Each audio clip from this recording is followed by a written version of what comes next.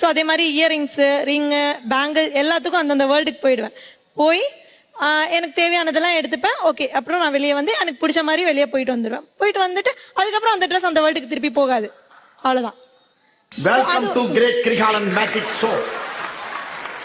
நீ சொல்லுங்க ரொம்ப சீரியஸா சொல்றீங்க. மத்தவங்க கைத்தட்டி சிரிச்சான், பட் நீங்க ரொம்ப சீரியஸா தான் அதை வந்து சொல்றீங்க. நீங்க அந்த உலகத்துல வாழ்றீங்களா?